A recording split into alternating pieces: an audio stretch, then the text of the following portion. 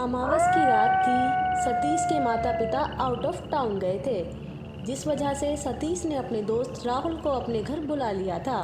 दोनों दोस्त टीवी पर एक भूत की पिक्चर देख रहे थे, जिसे देखकर दोनों काफ़ी डरे हुए होते हैं कि तभी अचानक दरवाजे पर किसी की दस्तक होती है, जिससे राहुल और सतीश बहुत डर जाते हैं। अरे इस टाइम कौन आया होगा? रात के 2 बजे हैं। मुझे तो बहुत डर लग रहा है, पता नहीं कौन होगा।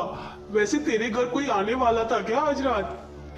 नहीं नहीं, मम्मी पापा बाहर गए हैं और वो कल सुबह ही लौटेंगे। तो फिर कौन होगा? दरवाजे की दस्तक तेज हो जाती है, दरवाजा और तेज बजने लगता है। इसी के साथ राहुल और सतीश के अंदर डर भी बढ़ता जाता है।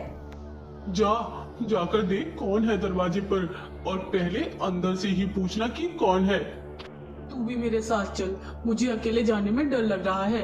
अगर टीवी वाला भूत सच में बाहर आ गया होगा तो मैं तो डर के मारे मर ही जाऊंगा। अरे पागल, टीवी से कोई कैसे बाहर आ सकता है? चल साथ चलकर देखते हैं कौन है। दरवाजे को कोई अभी भी लगातार बजा रहा होता है कि तभी सतीश बोलता है, रुक 1 मिनट, हमारे दरवाजे पर तो डोरबेल लगी हुई है, फिर ये डोरबेल की जगह दरवाजे को कोई क्यों बजा रहा है? सतीश की बात सुनकर राहुल डर जाता है और डरते डरते घर के अंदर से ही पूछता है, कौन है? अरे कौन है बाहर? कोई बोलता क्यों नहीं? राहुल की आवाज सुनकर बाहर से एक लड़की की मधुर आवाज आती है।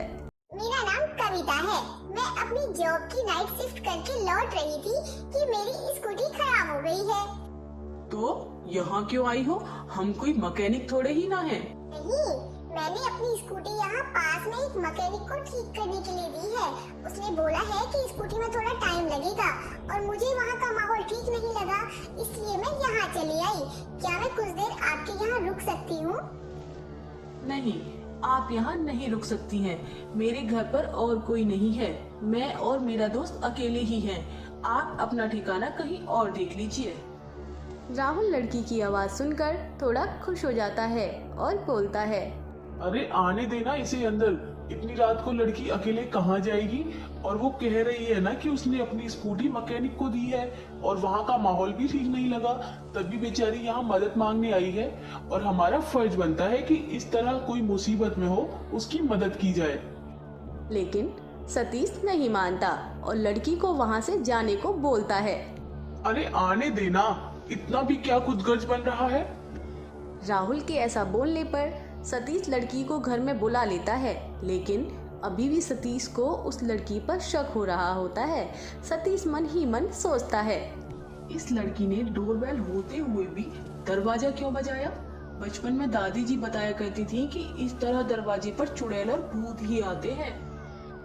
मैं आपके लिए पानी लेकर आऊं या फिर चाय या कॉफी? नहीं नहीं, मुझे कुछ नहीं चाहिए। इतना कहकर कविता भी उनके साथ टीवी देखने लगती है और टीवी देखते देखते बोलती है, आपको डरावनी मूवीज पसंद है? मैं आपको एक मूवी बताती हूँ, वो देखिए आप। वो बहुत डरावनी है, उसे देखकर मैं भी बहुत ज्यादा डर गई थी। नहीं, हम इसी मूवी को देख रहे हैं। नहीं नहीं, आप बताइए, हम वही मूवी देखेंगे। मुझे ज्यादा डरावनी मूवीज पसंद है और मैं कितनी भी डरावनी मूवी देख लूं, लेकिन मुझे डर नहीं लगता।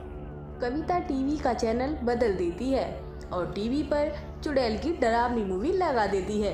मूवी लगाकर कविता बोलती है, अच्छा मैं चलती हूँ, मेरी स्कूटी ठीक हो गई होगी अब तक। और इतना कहकर कविता घर से बाहर चली जाती है। कविता के जाने पर सतीश भी चैन की सांस लेता है और दोनों दोस्त फिर से मूवी देखने लगते हैं कि तभी अचानक सतीश को कुछ अजीब सा महसूस होने लगता है कि तभी एक चुड़ैल टीवी से बाहर आ जाती है। चुड़ैल को देखकर सतीश और राहुल के होश उड़ जाते हैं। ये क्या हो रहा है? ये कैसे हो सकता है भला? कोई चुड़ैल टीवी से बाहर कैसे निकल सकती है?